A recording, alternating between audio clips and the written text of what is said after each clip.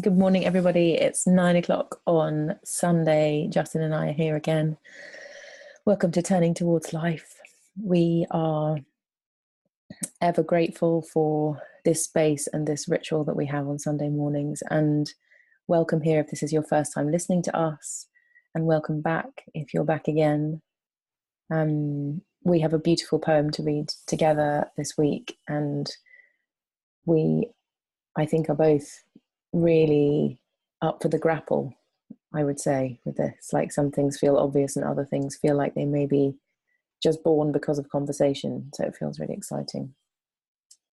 So Justin, do you want to say morning before we read? I do. I just want to say good morning. Lizzie's said it all. I'm particularly mindful that people are joining us week by week. So I want to add my voice of welcome to everyone. If you've just joined in with this project, we're so glad that you're here. And I had a really lovely experience this week of running one of our third space programs and chatting to some of the people who were on the program. We had a really extraordinary group for a couple of days earlier this week of wise, deep, open people, and we got into a very fabulous conversation. And a few people said, "Oh, we've been listening in and have been part of this for weeks and weeks," which I had no idea. And that was great. I was very excited that that's the way that this is going. And yeah, glad that we're here, glad that you're here whenever it is that you're listening to us. And I'm excited about this poem, which has been something that we've been grappling with. It seems to me it's got a lot to say, and it's not all straightforward, which is one of the great gifts of it, that there's a lot for us to learn by talking about it. So shall I read first, Justin? Yeah, why not? Okay. So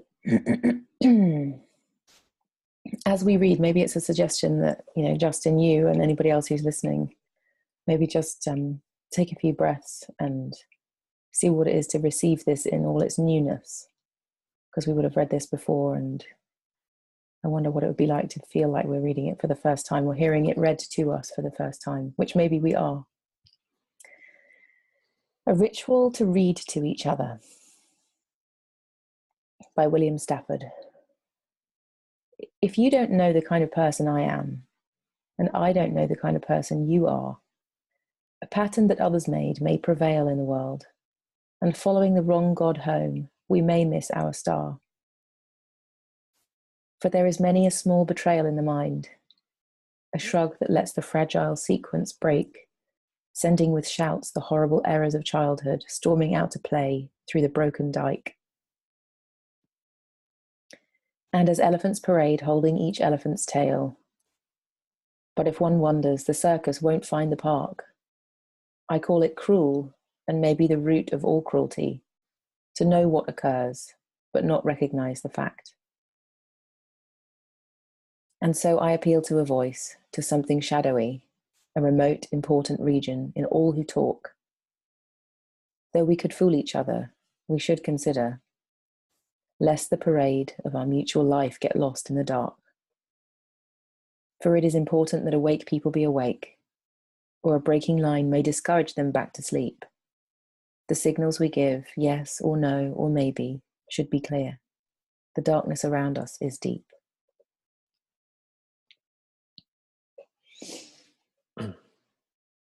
Thank you, Lizzie. I'm really glad you invited us to listen in that way. It was different for me. I don't think I've ever heard anyone read this poem. I've read it. So I'm going to do the same. And once again, maybe for everyone who's listening, take up Lizzie's request, which is see what it's like to let this in, to soften yourself enough to let it reach you in whatever way it's going to reach you. This is a ritual to read to each other, which of course is what we're doing, by William Stafford. If you don't know the kind of person I am, and I don't know the kind of person you are, a pattern that others made may prevail in the world, and following the wrong God home, we may miss our star. For there is many a small betrayal in the mind, a shrug that lets the fragile sequence break, sending with shouts the horrible errors of childhood storming out to play through the broken dike. And as elephants parade, holding each elephant's tail, but if one wanders, the circus won't find the park. I call it cruel, and maybe the root of all cruelty, to know what occurs but not recognize the fact. And so I appeal to a voice, to something shadowy, a remote, important region in all who talk. Though we could fool each other, we should consider, lest the parade of our mutual life get lost in the dark. For it is important that awake people be awake, or a breaking line may discourage them back to sleep. The signals we give, yes, or no, or maybe, should be clear. The darkness around us is deep. Mm.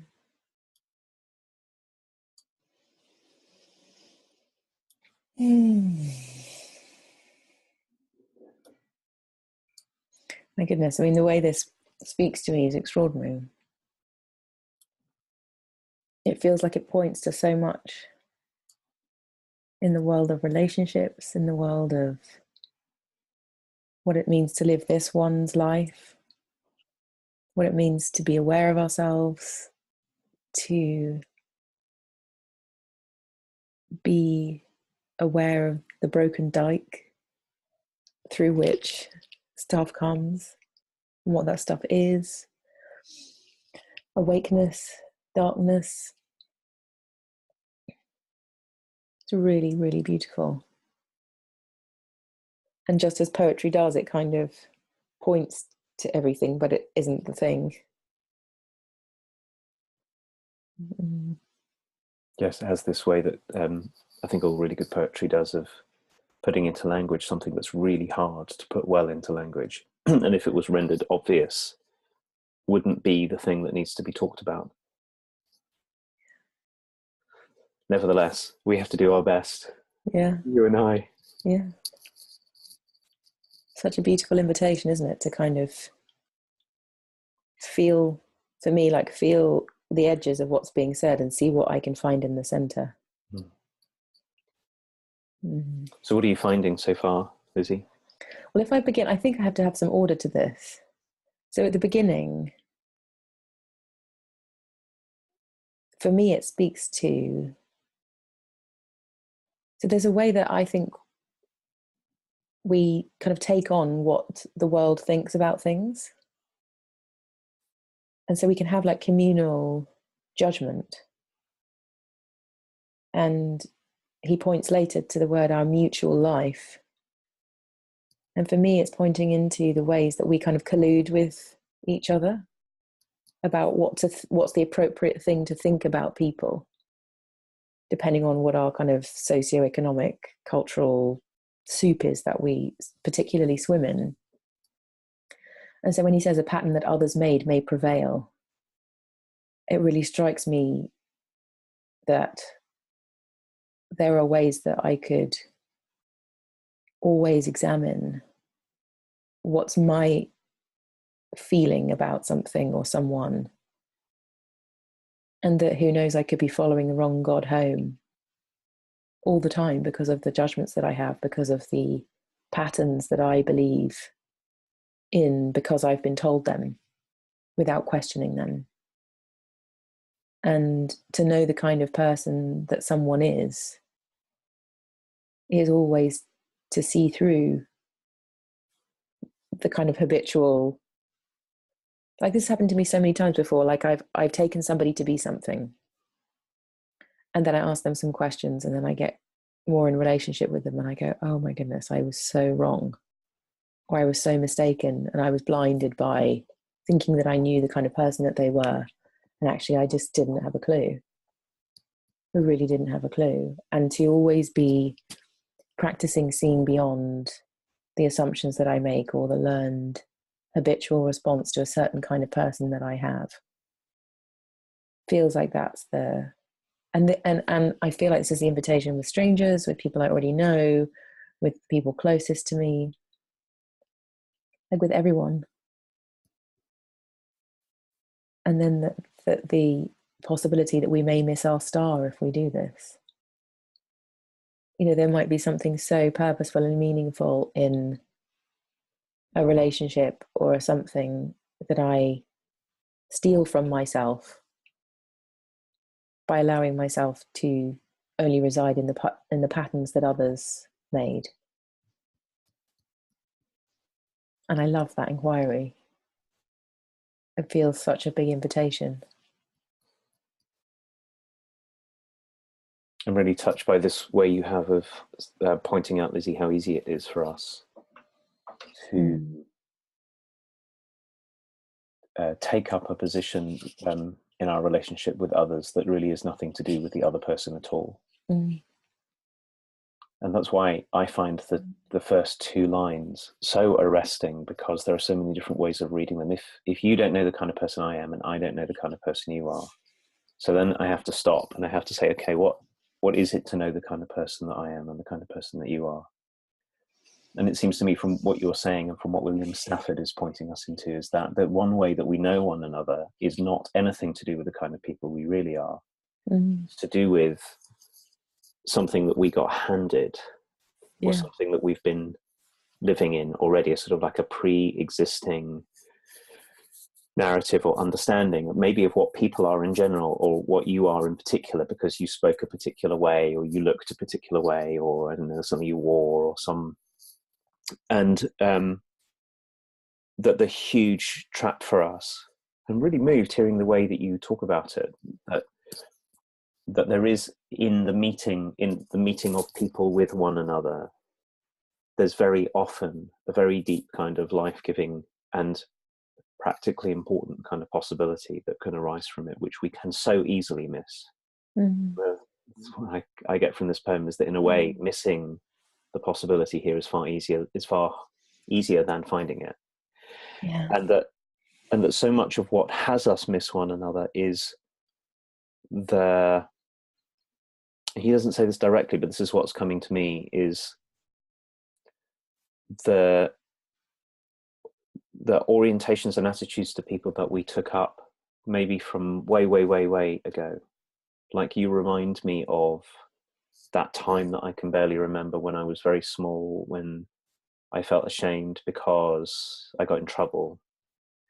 And this pattern that has already been made, that may have been made in my own life, or actually, as I'm speaking, it's also becoming clear to me, may have been made because of the history of how I and other people around me talk about people and treat people. Like, we've been making this history all the time, and then you come in to our orbit, and all of a sudden I'm certain about you. And I'm not actually relating to this shadowy, remote, important region in you, the part that's hard, that's harder to get in contact with. I'm relating to the horrible errors of childhood, which are storming out, to take up his language, storming through. This is not you at all. And now we're in trouble in one way or another. And I think one of the reasons this is so hard for us is that, at least seems true for me, particularly when I'm in a situation that feels difficult, that the move from let me be in contact with you, whatever you is, it's hard to say, or let me be in contact with my own feeling afraid, or my own wanting to be right, all of that, it actually only takes one person, one of us, to break the chain, to point ourselves in the wrong direction, and then to do this thing we do where we recruit everyone else to come with us. I must be right, so I'm going to, we'll all be right together. And there we are, heading off into the dark, pulling something apart, to be put back together, destroying something that ought to be made. And that so much of our collective, so this is the thing about this poem, that this isn't just about what happens between you and me when we're talking. That what happens between you and me, particularly as we're each part of systems of people, constellations of people, that once any of us make a move to point off into the darkness and pull us away, we can very easily pull everyone away with us. And then we're all in this situation together where we're afraid and certain of ourselves and deeply, deeply missing the point, deeply missing what could happen here. Yeah, Justin, I really want to just like pull out what I'm hearing you saying really clearly, which is that I feel like you're making the distinction between certainty and relating. And almost that in our certainty, it's impossible to be relating. And in our relating, it's impossible to be certain. And how a relating life, where we cultivate relating, feels like a whole different life than one where we are cultivating certainty. And that there's a thing about certainty that feels like it's more habitual, like making the muscle of relating has a deep kind of vulnerability to it, and being certain keeps us safe and protected and familiar. And I'm really struck in this moment by these kind of two different kinds of invitations. And this whole way that you're also saying, like, a pattern that others made. We can be the others too. You know, like you were saying, we can lead people down the dark road by convincing people or having people get on our side or something. And this kind of radical self-questioning of our motivations and how we might be protecting ourselves by doing what we're doing is such a, I'm feeling like really wide-eyed and like, whoa, this is a really big, like a really helpful small distinction that's massive between certainty and relating. What am I doing right now? Am I being certain about who you are and who I am? And or, you know, am I relating? And, you know, the bit the beginning asks, if you don't know who the kind of person I am and I don't know who you are, it's a kind of a ships in the night feeling it gives me. And it also has me think, well, what is it to know the kind of person I am?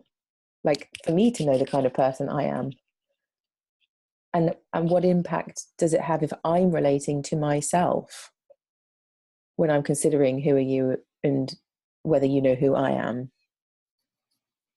It's just kind of inviting me into this whole, well, what pattern have others made that I believe in about me? Not just about you. Yes. But all the ways that I've come to know myself through others, which of course is, when we're born, is the only way we can. And as we grow, know ourselves, is through the eyes of others.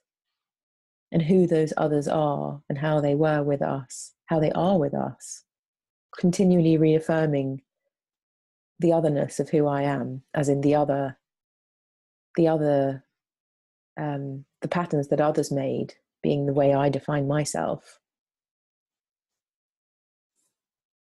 We may miss ourselves. Mm. You know, if I were just to follow the patterns that others made about who I am, then I may miss my star because I'm following the God home that is actually not my God, but the God that others made, i.e. what I should be in the world, who I should be, what I should be achieving, what I should have, who I should be with, what I should be doing with this precious life of mine. And to follow that God home, i.e. the shoulds and the ought tos and the musts and the cultural pressure to do certain things, I may miss my star. This it's a beautiful and really clear distinction you make between certainty and relating. And that we've been talking about this lots on and off in these months that we've been having these conversations, Lizzie, that certainty when it comes to other people, our relationship to other people, and to ourselves. This point that you're making keeps us in this very narrow place. Mm. And it struck me whilst you were talking about it that if there's a God worth following home, it's not going to be a God which can be easily understood. That any God who is a God, so tricky language here, but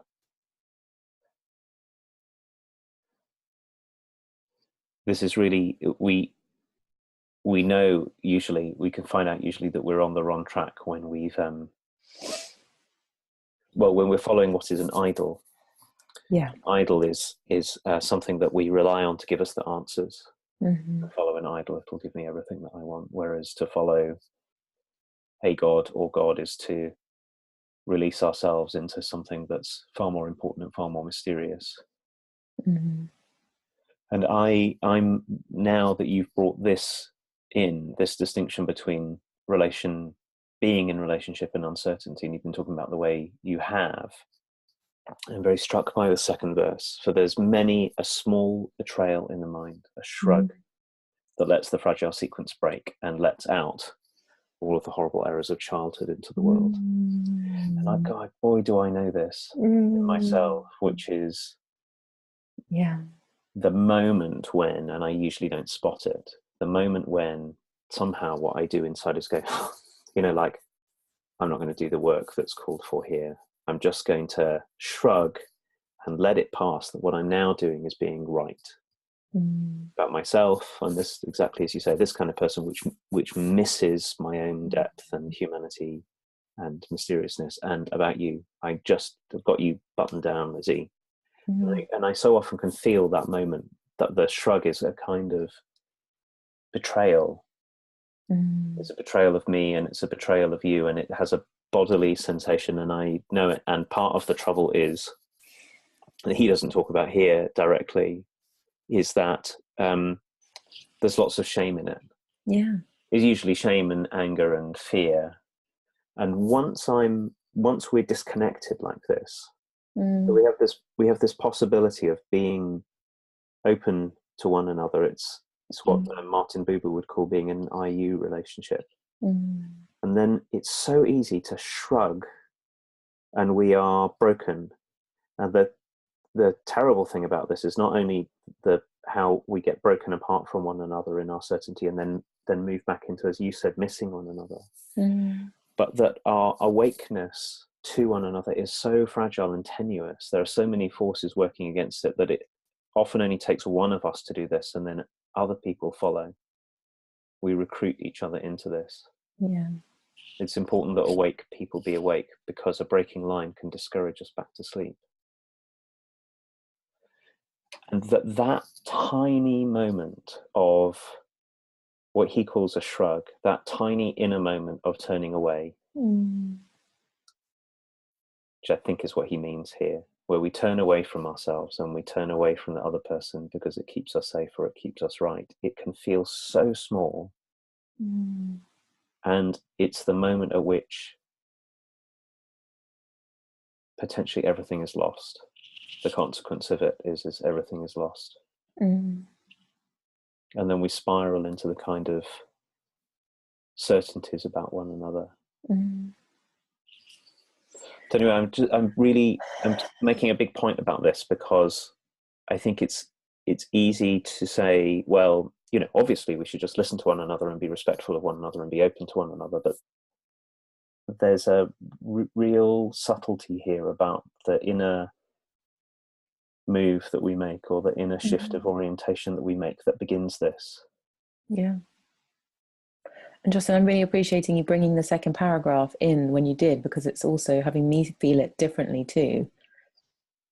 And I'm also seeing and feeling this.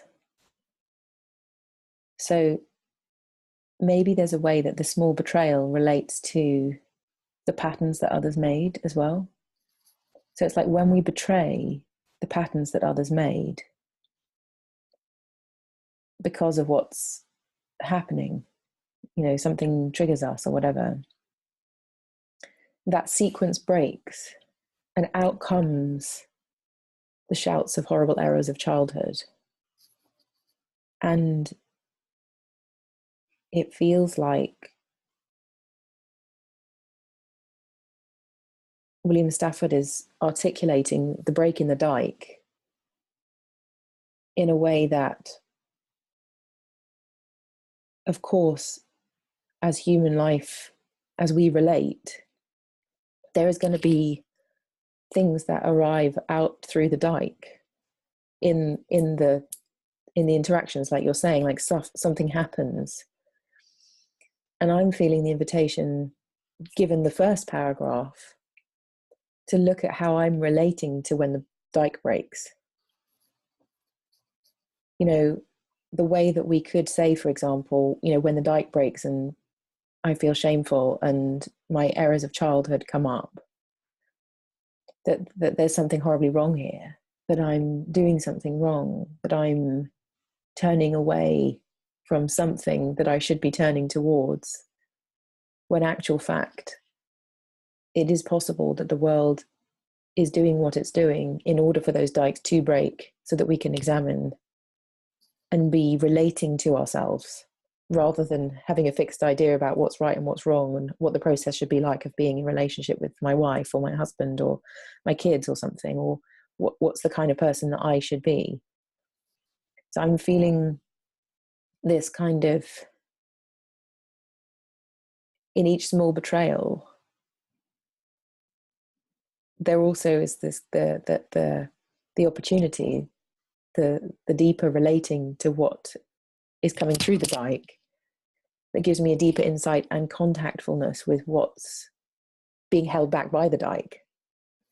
I mean, I think a dike is a holding back thing, isn't it? Like a dam or something. Yep. And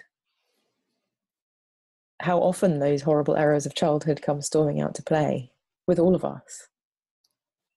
Anyone, anyway, who lives with someone or has contact with other people, or an animal, or, you know, anything. It's like, or has to go anywhere and even not go anywhere. Like, it just feels like it's really human that there is this there are underlying things happening all the time with us. There are all these layers of our consciousness, of our experience and our trauma and our difficulties and our history. And so then as the dike gets broken because of how William Stafford says a betrayal, any small betrayal,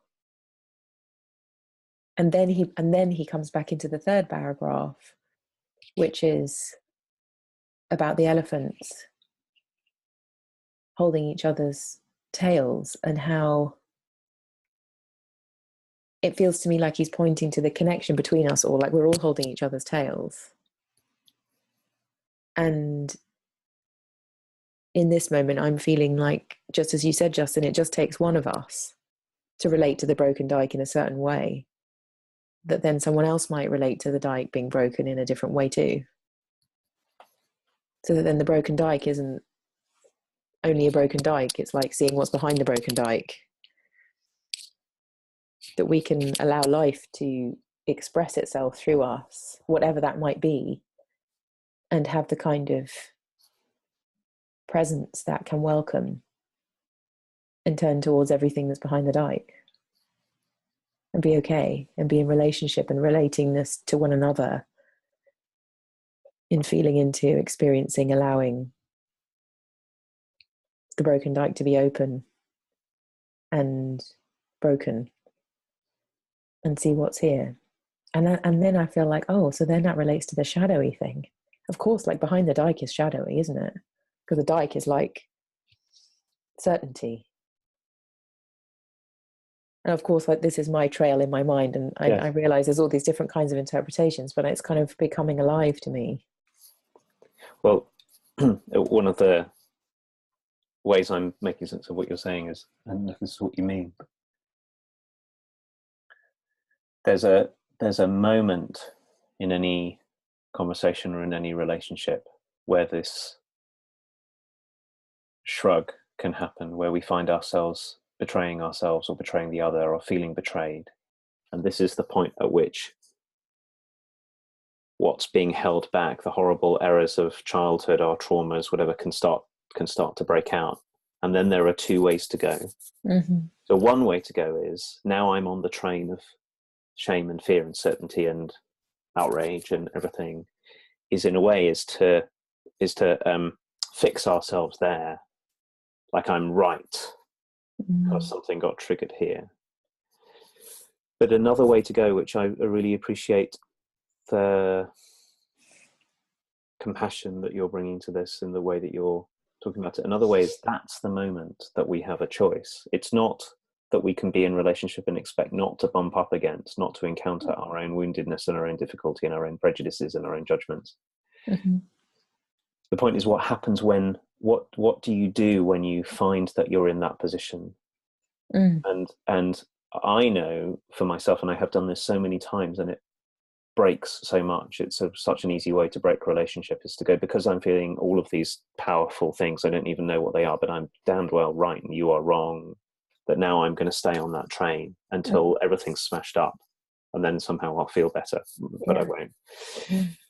But the other moment to go, like you say, is to appeal to the part of us that isn't so certain, that isn't caught up in all of that. That's the moment for us to do it. It's not to live some kind of relational life where we never get into trouble in ourselves or with one another. There's a beautiful idea in that comes from Judaism of the Hebrew word for it is teshuvah, which means to return, and that any moment has the possibility of returning, which is turning back into contact. Turning back is exactly what we're talking about, turning back into life. But of course, you only ever get to turn back when you find that you've turned away.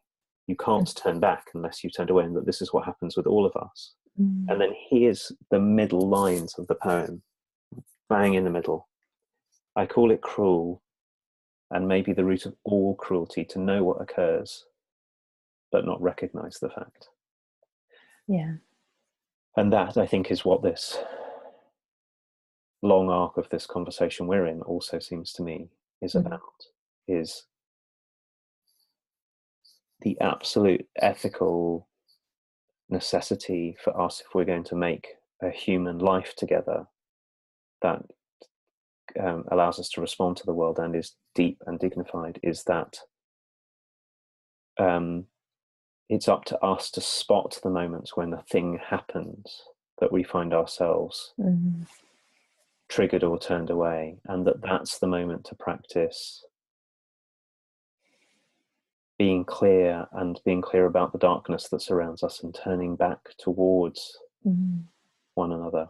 And I'm so grateful that you brought it in this way, that moment of the break, of the rupture in ourselves, between us, that's the critical moment where something deeply necessary in the world can happen, and we miss it.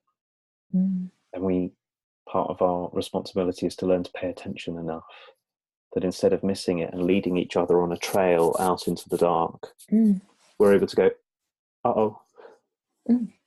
But also something deeply important is happening. Like the happening that's coming through the break is the thing that's important. Yes. And then the relating to that. So you just said the difference between knowing and recognizing. And it feels like, as you say, Justin, this is like all of our conversations are kind of imbued with this. It's like there's knowing something's happening, and then there's recognizing it. And the recognition gives us an opportunity. Like we all know what's going on some small level probably, but to recognize what's going on and then relate to it compassionately and openly is really different than just, I know what's going on, I know what's going on, I know what's going on.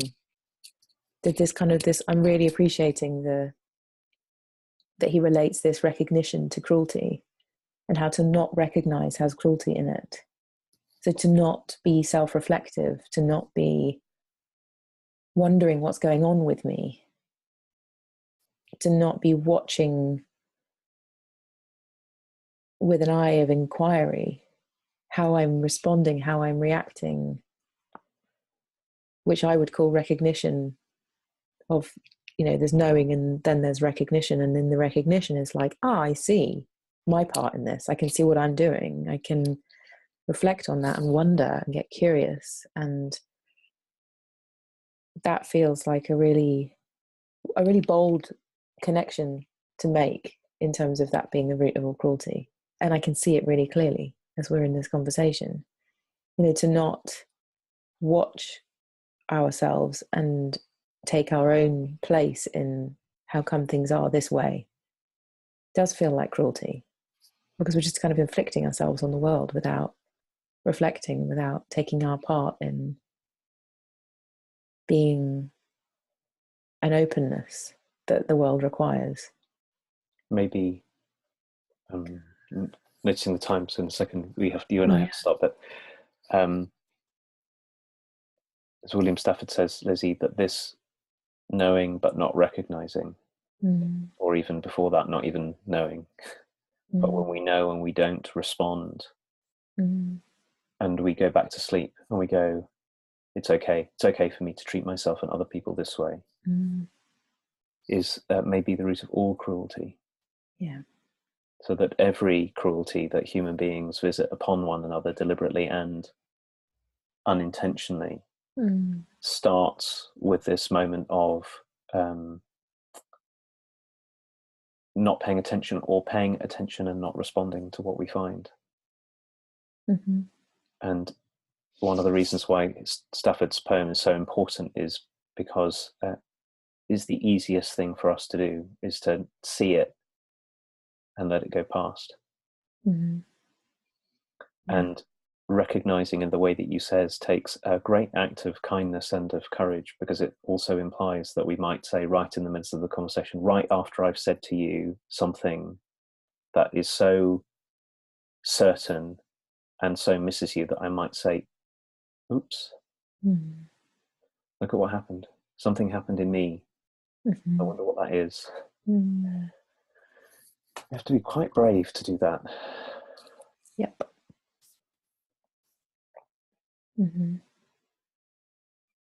it's kind of helpful to have like a really good kind of relationship to having faith in our goodness. That if we could work on the premise that I am good, that I am whole, it might not be so frightening to recognize and not only to know. Yes. And that we might be teachers of each other's goodness to one another, in seeing each other beyond the pattern that others may have made.